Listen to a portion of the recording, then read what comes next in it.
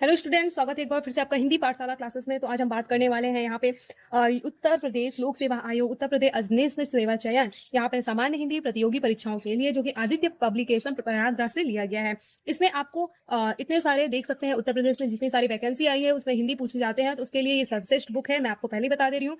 इसको हम हर दिन इससे क्वेश्चन देखेंगे, प्रीवियस ईयर में जितने भी क्वेश्चन आए हैं उसको देखेंगे, उसको सॉल्व करेंगे। ठीक है, तो यहाँ पे हम चैप्टर देख लेते हैं पहले, इसमें क्या क्या हम पढ़ेंगे। ठीक है, चलिए देखते हैं। तो यहाँ पे सबसे पहले देख लीजिए हिंदी वर्णमाला व विराम चिन्ह, फिर इसके बाद आता है वर्तनी, फिर हम पढ़ेंगे संधि, फिर समास पढ़ेंगे, फिर तत्सम एवं तद्भव एवं देशक विदेशक शब्द पढ़ेंगे, फिर विलोम, फिर पर्यायवाची, फिर अनेक शब्दों के लिए एक शब्द, फिर अनेकार्थी, समार्थी एवं शब्दार्थ, समुश्रित एवं विनाशिक शब्द, युग्म शब्द, मुहावरे एवं लोकोक्तियां, संज्ञा, सर्वनाम, लिंग, वचन, कारक, परसर्ग, विशेषण और विशेषज्ञ, क्रिया, काल, वाच्य, अव्यय, उपसर्ग, प्रत्यय, वाक्य रचना, हिंदी भाषा प्रयोग की जाने वाली शुद्धियां, हिंदी भाषा एवं बोलियां, उत्तर प्रदेश की प्रमुख बोलियां। ठीक है, भाषा विज्ञान, रस, अलंकार, छंद, हिंदी पद्य गद्य रचना एवं रचनाकार, रिक्त स्थानों की पूर्ति, क्रमबद्धता, संक्षेपण एवं पत्र लेखन और अपठित गद्यांश। ठीक है, इतना हमें देखने को मिलेगा इस किताब में, जो कि आपके कोई भी आप एग्जाम देने जा रहे हो तो उसमें ये बुक बहुत ज्यादा इंपॉर्टेंट है। ठीक है, इससे क्वेश्चन, प्रीवियस एग्जाम के क्वेश्चन हमें देखने को मिलेंगे, क्योंकि आप कोई भी एग्जाम देने जा रहे हो तो बहुत ज्यादा इंपॉर्टेंट हो जाता है आपके लिए। तो चलिए अब हम देख लेते हैं कि पहला चैप्टर हमारा क्या है, हिंदी वर्णमाला व विराम चिन्ह। इससे हम 100 क्वेश्चन आज पढ़ेंगे, उसके बाद हम अगले दिन 100 क्वेश्चन को सॉल्व करेंगे, जो कि प्रीवियस ईयर में क्वेश्चन पूछे गए हैं और बार बार रिपीट हुए हैं। ठीक है, अन्य एग्जाम में।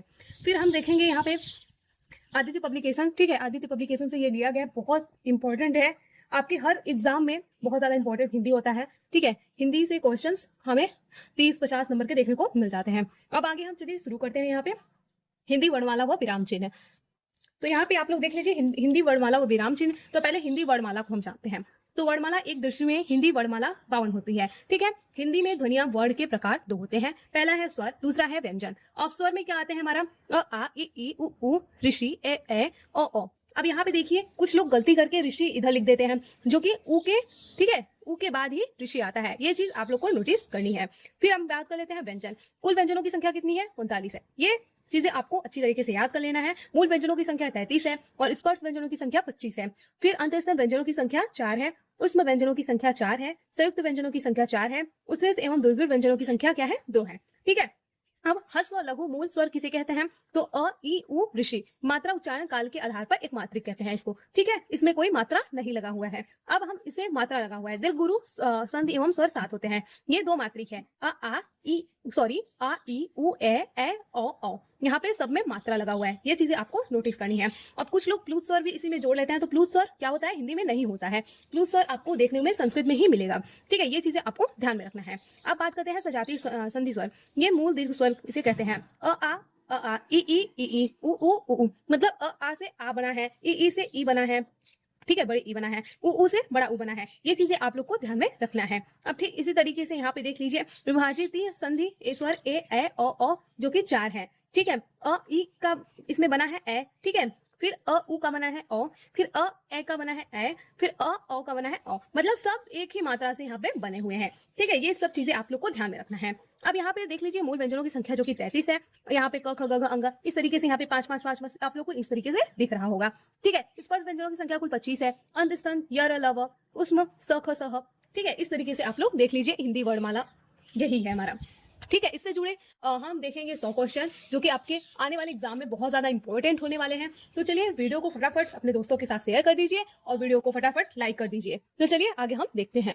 100 क्वेश्चन हमें कराना है, तो आप लोग प्लीज, वीडियो काफी ज्यादा लंबी हो जाएगी तो आप लोग मेरा साथ न छोड़िएगा, काफी देर हो जाएगी। जिससे 100 क्वेश्चन है तो इसमें लेट हो जाएगी, तो आप लोग क्या करेंगे, फटाफट वीडियो को लाइक करेंगे, चैनल को सब्सक्राइब करेंगे और मेरे साथ जुड़े रहेंगे, क्योंकि इसी से क्वेश्चन पूछने वाले हैं आगे। तो चलिए देखते हैं। सबसे पहला क्वेश्चन है हमारा, वर्णमाला किसे कहते हैं? तो वर्णमाला किसे कहते हैं? तो वर्णमाला कहते हैं वर्णों के व्यवस्थित समूह को क्या कहेंगे? वर्णमाला कहेंगे। ये यूपी टीजीटी एग्जाम में पूछा गया है। ठीक है, फिर आगे हम देख लेंगे दूसरा हमारा क्या, भाषा की सबसे छोटी इकाई कौन सी है? भाषा की सबसे छोटी इकाई क्या है? तो भाषा की सबसे छोटी इकाई वर्ड को कहते हैं, जो कि यूपी टीजीटी एग्जाम 2009 में पूछा गया है। ये चीजें आप लोग को नोटिस कर लेनी है और ये एग्जाम में बार बार रिपीट भी हो रही है। ठीक है, हिंदी वर्णमाला में वर्ण है, तो कितने वर्ण है मैंने आपको पहले ही बताया है, पढ़ाया है। तो हिंदी वर्णमाला में कितने हैं? यहाँ पे 52। ठीक है, भाषा की सबसे छोटी इकाई क्या है? तो भाषा की सबसे छोटी इकाई है वर्ण। व्यंजनों की और स्वरों की संयुक्त रूप को क्या कहते हैं?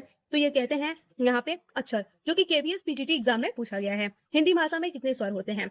तो हिंदी भाषा में स्वर होते हैं यहाँ पे 11। ठीक है, हिंदी भाषा में कितने व्यंजन होते हैं? तो हिंदी भाषा में कुल यहाँ पे 33 व्यंजन होते हैं। ये पूछा गया है केवीएस पीजीटी एग्जाम में। एक से अधिक वर्णों के मेल को क्या कहते हैं? ये बहुत ज्यादा इंपॉर्टेंट है, आप लोग इसको ध्यान में रखिएगा। तो एक से अधिक वर्णों के मेल को कहते हैं यहाँ पे अक्षर कहते हैं। हिंदी वर्णमाला में व्यंजनों की संख्या कितनी है? तो यहाँ पे हिंदी वर्णमालों के व्यंजनों की संख्या 33 है। ठीक है, यूपीएसएससी वीडियो एग्जाम में पूछा गया था। जिनका उच्चारण स्वतंत्र से होता है, जो व्यंजन के उच्चारण में सहायक होते हैं, उन्हें क्या कहते हैं? तो उन्हें कहते हैं यहाँ पे स्वर कहते हैं। ठीक है, ये यूपीएसएससी वीडियो एग्जाम में पूछा गया है, यहाँ पे आप लोग देख सकते हैं।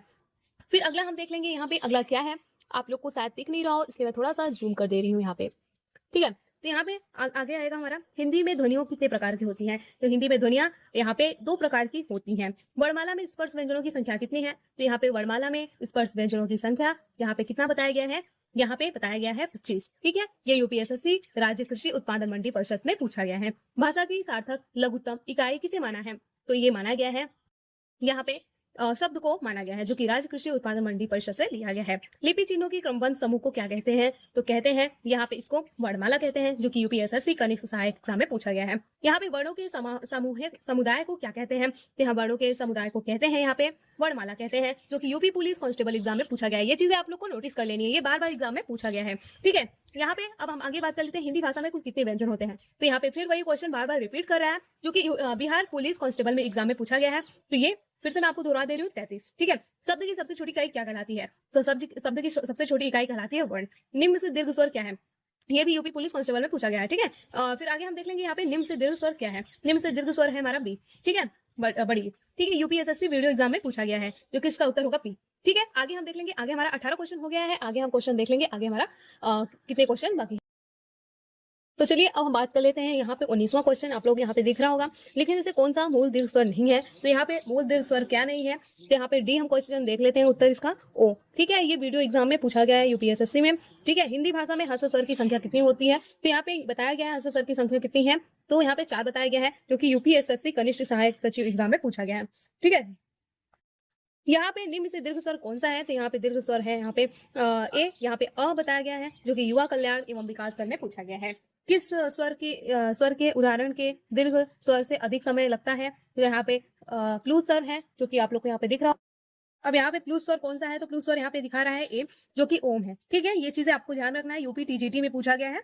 ठीक है, तो चलिए अब 24वां हम देख लेते हैं, हिंदी स्वरों के वर्गीकरण जब जीभ के भागों के आधार पर किया जाता है तो निम्नलिखित में से कौन सा भेद इसके अंतर्गत नहीं आएगा? तो इसके अंतर्गत कौन नहीं आएगा भाई? यहाँ पे देख सकते हैं विपरीत स्वर, जो कि यूपीएसएससी लोअर एग्जाम में पूछा गया है। मध्य स्वर किसे कहते हैं? तो मध्य स्वर हमारा आता है यहाँ पे अ को। ठीक है, यूपीएसएससी जेई एग्जाम में पूछा गया था।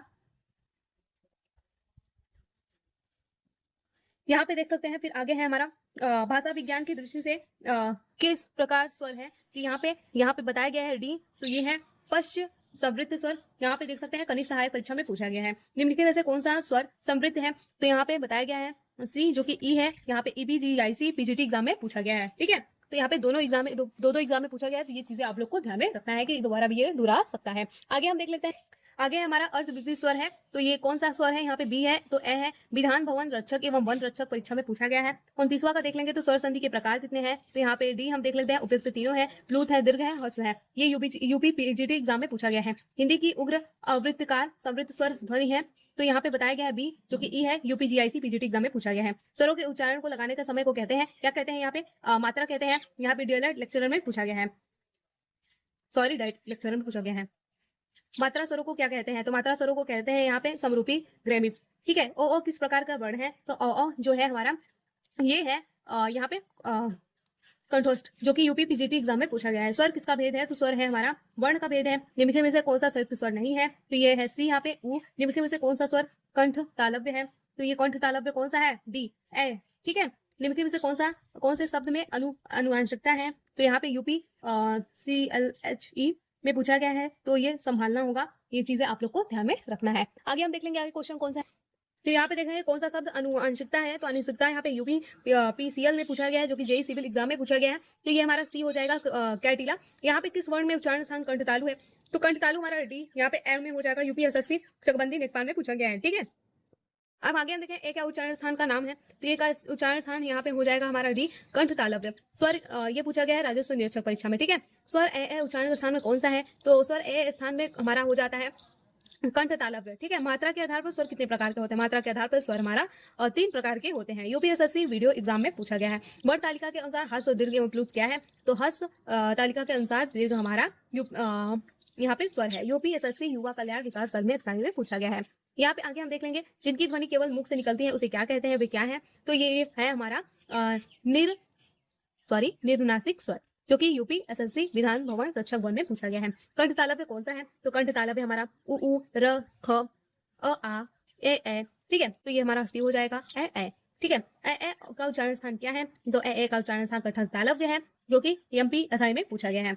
आगे हम देख लेंगे, आगे हमारा इस तरीके से क्वेश्चन आ जाता है, निम्न में से कौन सा कंठस्थ ध्वनियां कौन सी है? तो ये हमारा ए हो जाएगा क और ख। निम्न में से कौन सा हिंदी का कंठस्थ ध्वनि है? तो ये हमारा डी हो जाएगा, जो कि ह है। घ का उच्चारण स्थान कौन सा है? तो घ का उच्चारण स्थान हो जाएगा हमारा कंठ, जो कि यूपी टेट पेपर में पूछा गया है, ठीक है। यहाँ पे निम्न से कंठ वर्ण है। कंठ वर्ण कौन सा है हमारा? तो अ आ विसर्ग, ठीक है। निम्न में से कंठ वर्ण कौन सा है?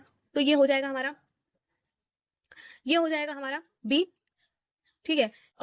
तो श ध्वनि का उच्चारण स्थान क्या है? श शब्द का उच्चारण स्थान है हमारा यहाँ पे तालु, जो कि यूपी टेट एग्जाम में पूछा गया है। उच्चारण स्थान के आधार पर इ व्यंजन है, तो इ व्यंजन क्या है? तालव्य है, जो कि यूपी एससी एलटी ग्रेड में पूछा गया है। हिंदी की श ध्वनि है, तो हिंदी की श ध्वनि हमारा तालव्य है।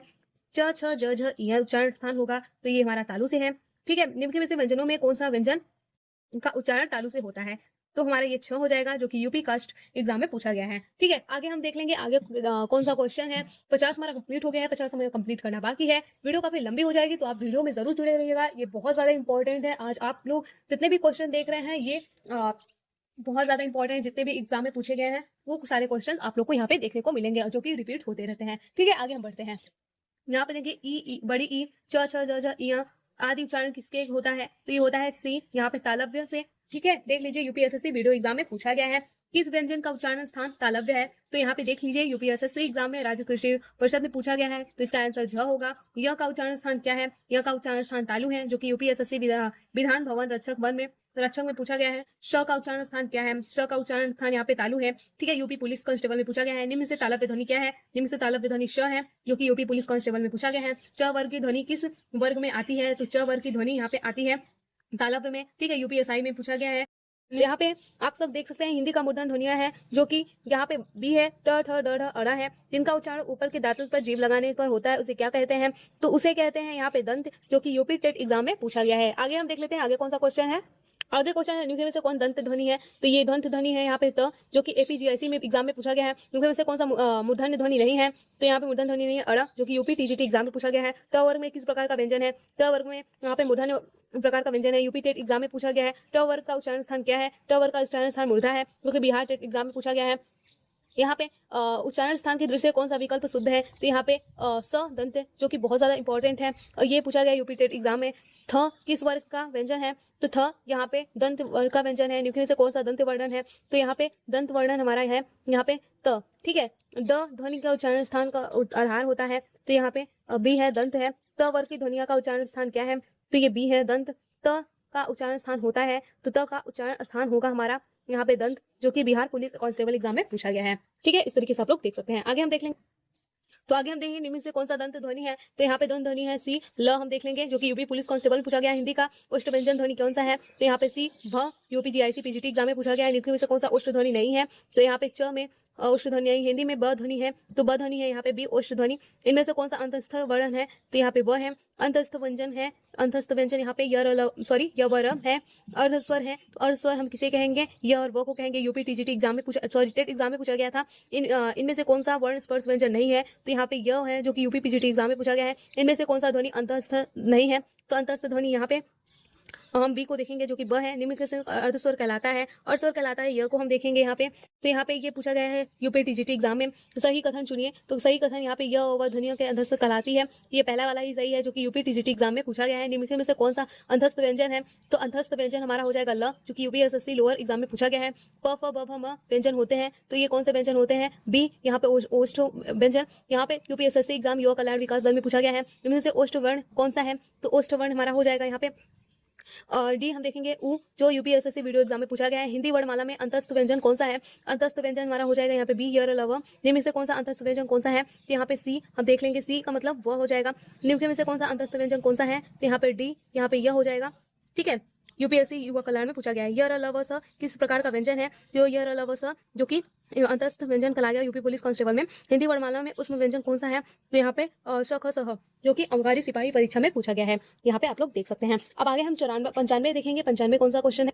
95 क्वेश्चन हमारा देखते हैं। उच्चारण की दृष्टि से श ख शह व्यंजन किस प्रकार का है? तो ये सी है, हम देख सकते हैं। उसमें यूपी SC LT ग्रेड में पूछा गया एग्जाम में। इनमें से कौन सा उसमें व्यंजन नहीं है? तो यहाँ पे डी हम देखेंगे, ल। यूपी GIC PGT एग्जाम में फिर श ख श के अंतर्गत आते हैं। तो ए उष्मा जो कि आते हैं। निम्न से कौन सा उसमें व्यंजन कौन से हैं? तो यहाँ पे उसमें व्यंजन होता है श ख श जो कि यूपी टेट एग्जाम पेपर में पूछा गया है। उष्म वर्ण है। उष्म वर्ण हमारा कौन सा है? यहाँ पे श ख श जो कि यूपी टेट एग्जाम में पूछा गया है। कौन सा उसमें व्यंजन नहीं है? उसमें व्यंजन यहाँ पे ग नहीं है, जो कि यूपीएसएससी एग्जाम जी एग्जाम में पूछा गया है। ठीक है, आगे क्वेश्चन 101 वाला हम कल कराएंगे।